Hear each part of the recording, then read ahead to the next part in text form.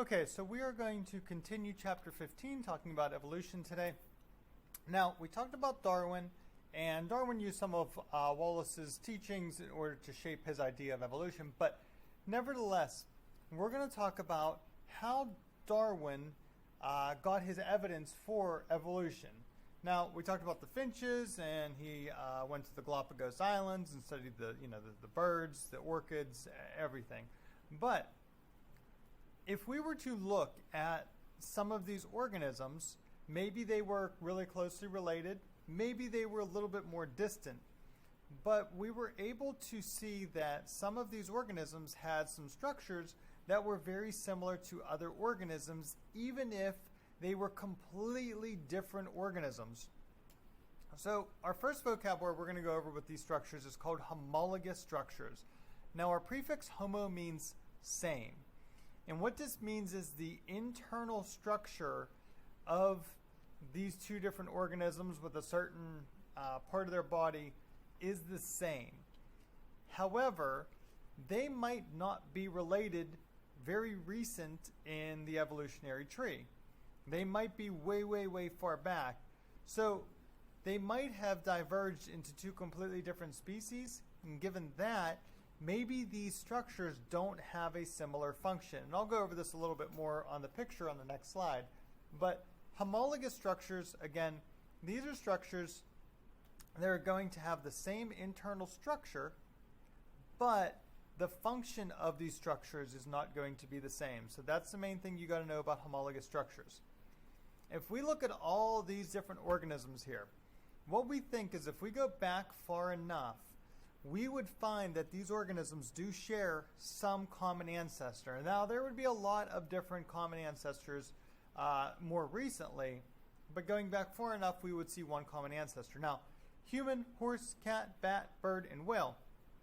If we look, they all have the same internal structure. All right, this is kind of like hand, leg, whatever. But the human hand and one of the horse legs here, they do have the same, I guess finger kind of bones here, going back into a forearm and then going back into the actual arm or leg in some examples. But the bone structure is really the same. We have 3 or 4 different parts of it. Now, obviously, we use our human hand much different than the whale was going to use its flipper. So they do not share a common function, but they do have a common structure. So that's homologous structures. Again, guys, they would be related, if they have homologous structures, they would be related in evolutionary history, okay? But they're not going to have the same function. Second one is called analogous structures. These ones, they are going to have a very close function, but they're not going to come from the same ancestor. So, in other words, homologous structures, they were related in the evolutionary past. They had a similar structure, but the function was completely different. Analogous structures, complete opposite. They are not going to share an evolutionary past. They are not going to have the same structure, but they're going to have the same function.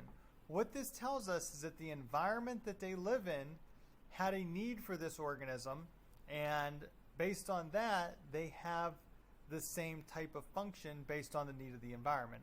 So birds, bats, moths, they all have wings, but the internal structure of these is completely different, as you can see from here. Okay, you can see that the bird has all the feathers here. The moth, it pretty much has like no bones at all. If we want to go back in prehistoric times here, we have our dinosaur pterodactyl bird here, and you can see that it has pretty much just like the wing, maybe it's like a cartilage or something like that. And our bat over here, it actually has bones going all out through the wing. So completely different internal structure, but they're all used for flying. They all have the same function. So these are analogous structures. Our last one is called vestigial structures. So these are going to be structures that once had some kind of function for us, but now we really don't need that function anymore. So these structures are becoming smaller and may potentially in the future go away because of their lack of use. So here are some examples of vestigial structures. Our tailbone, maybe once it was a tail for us. It became much shorter and now we just use it to sit on. Wisdom teeth, we don't use these much anymore. That's why you have to get them removed. Our mouth actually got kind of smaller and there's not enough room for them. The whale down here, they once had back legs, as we talked about last time. They no longer have back legs. So we got rid of the back legs because they were more energy consuming than what they were even being used for. So they needed blood, they needed ATP, they needed oxygen, all these different things. Why have them, you know? So that's a vestigial structure. The last one here, I have this circled. It's in the corner of our eyes here. That's called the lacrimal caruncle. And the vestigial structure with this is that we think at one time this was a third eyelid that came across our eye so we could see underwater. Now it just got much smaller. Why do we still have it then? Why has it not gone away completely? Well,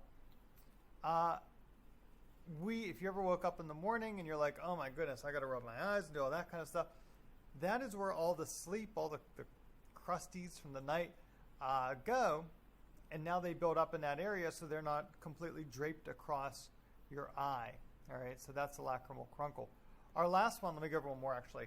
The human appendix is also a vestigial structure. It's on your intestines, okay, kind of slightly toward the right side of your body, and we think at one time that was used to store excess blood. So in case we needed blood, there was like a little pouch. Now, it's not really used to store extra blood anymore because we really don't need it for that, but we think it has good bacteria just in case we ever need some bacteria to help us fight infection and stuff. So that's why we haven't completely gotten rid of the appendix. So Darwin predicted that many of our organisms share a lot of these traits, and he studied anatomy on a lot of these organisms. So what he came up with was that if they share many traits, they have a more recent common ancestor compared to the ones that have fewer traits, even though there may be some similarities between an organism and another organism. But if we add a third organism in there and it shares more traits with one of them, it's more closely related to that one. Pretty easy, right? So you guys know that we have DNA, we have RNA, and both of them can be used to make a protein. So we go from DNA to RNA, which is transcription, RNA to a protein, which is translation. So when we use these three, the greater the number of our similarities, whether it's DNA, whether it's RNA, whether it's the amino acid, this tells us that these species are going to be more closely related. Now, if we have DNA differences, we are still going to have a lot of differences between the DNA in our species and other species. Same thing with RNA, we're going to have a lot. But a lot of the times that the proteins that these genes encode for are very universal, and there's not a lot of differences in our amino acids. So if we look at this chart here between us, humans, and different organisms up here, we can see that in the proteins being made, we have some amino acid differences. In the chimpanzee, we actually have 0. This does not mean that we came from chimps. This simply means that we share a common ancestor with chimps. But this also shows us that we are very closely related to chimpanzees. Going down all the way to yeast, which helps bread rise, there are 42 different amino acid differences. Given that, we are very distantly related to yeast. Okay, so we can use one of these charts, guys. Just all you need to know is if it's a small number, 0, 1, even 9, we're pretty closely related. If the number gets larger, we are more distantly related. So here is a cladogram. We can also call this an evolutionary tree or a phylogenetic tree. All those work, okay? But what happens here, guys, is we have our number of amino acid differences here. So here's us humans. Time is going up. So if we were to have, just to show you an example here, let's say right here, we had another species. I don't know what it is. We'll just call it species X. But all of these species up here, human, dog, all these things, they're still alive today. But if something is right here, wow, that is that's not a straight line at all. Sorry, it's already going across. Good enough. So if we look here, wherever this time is right here, that's where X would be. X, that organism, would be extinct because it does not come all the way up to where the lamprey is, okay, or the frog or the dog. All these ones going across, that is pretty much present day, so they are all still alive. Now, if they are closely related, they're going to be right next to one another. This is the amino acid differences between the human and the monkey here. There's 8 differences. Between some of the other ones, like the dog, there's 32 amino acid differences. Human and bird, 45, okay? So we're getting further or less related away as we move this way, okay? Where our lamprey over here, we are very distantly related to them. All right. So another vocab word for you guys is called modern synthesis. This is the blending of natural selection with genetics.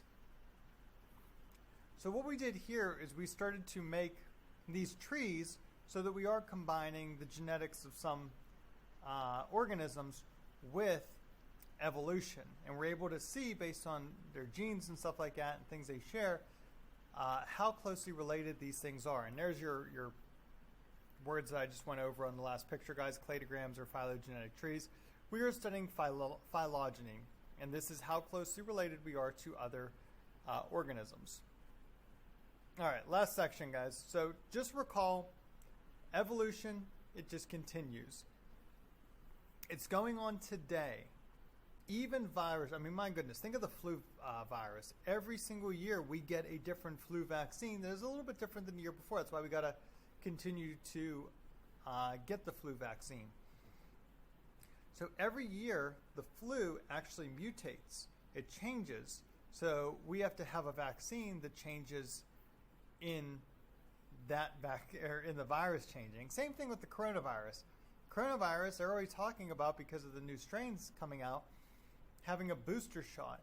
And that booster shot is going to try to combat the new strains where the original coronavirus that infected humans mutated, and now we have a new strain. Okay. So we just got to go over the anole lizard, guys. I think we'll save this till next time. So we'll go over divergent and convergent evolution, and that'll be it for the chapter. Have a good rest of your day, guys.